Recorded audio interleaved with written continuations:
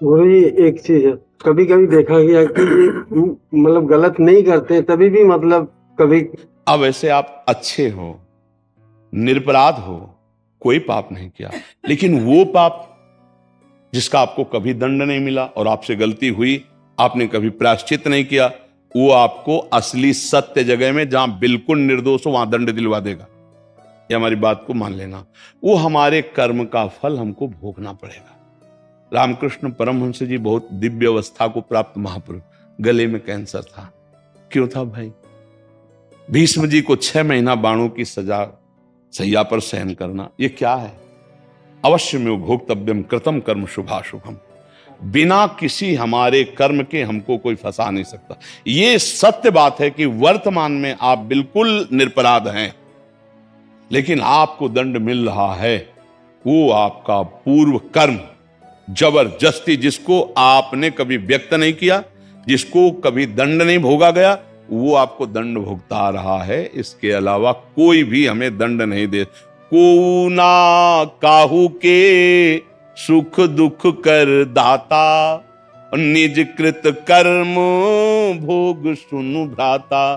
कुछ अपराध ऐसे होते हैं जो तत्काल निपट जाते हैं, और कुछ ऐसे होते हैं सही ईमानदारी से देखो अपने लोग सब, जिनको कोई नहीं जानता है और आप जानते हैं। इसी जन्म में ऐसी कितनी सैकड़ों गलतियां हैं जो हमारी गलतियों का कोई दंड नहीं मिला, और हमने गलती की है और हम कभी गलती माने नहीं और छुपा के मुस्कुरा के कि हम बड़े चतुर हैं। नहीं, चतुर नहीं, वो बीज बो गया है।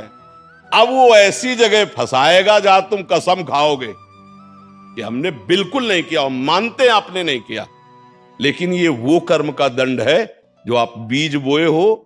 आप उसका दंड नहीं, उसका प्रायश्चित नहीं, कोई जाना नहीं, वो दंड नहीं। तो लोग भगवान पर आरोप करते हैं कि हाथ उठा कहते हैं, सत्य कहते हैं मैं निर्दोष हूं, पर उस भगवान ने देखो मुझे दंड दिया, पक्का समझो उसके यहां न्याय होता है।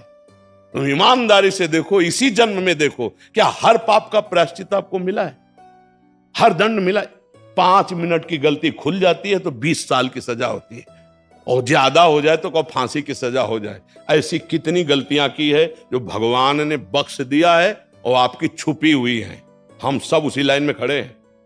हम ये कहते हैं कि आज तक बड़ी कृपा हुई, वैज्ञानिकों के पास इतनी क्षमता नहीं है कि वो हमारी पूर्व चिप को टीवी में दिखा सके, नहीं तो अच्छे अच्छे की पोल खुल जाए। ले बोले 10 वर्ष से 20 वर्ष की अवस्था का ऑन किया, बोले गजब हो गया यार, ये आदमी, ये तो कहो इज्जत बची हुई है, नहीं बची? हाँ, तो वो बात हम जानते हो, तुम जानते हो। तो भगवान को कोसो मत, ईमानदारी से तुम न्याय करो।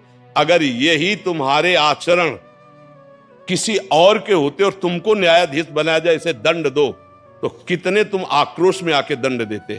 जो तुमने अपराध किए, जिनको खिलवाड़ समझते हो, वो पापाचरण हुआ है, सबसे हुआ है। कोई ऐसा यहां जन्मता नहीं है भगवान और भगवान के महाभागवत के सिवा।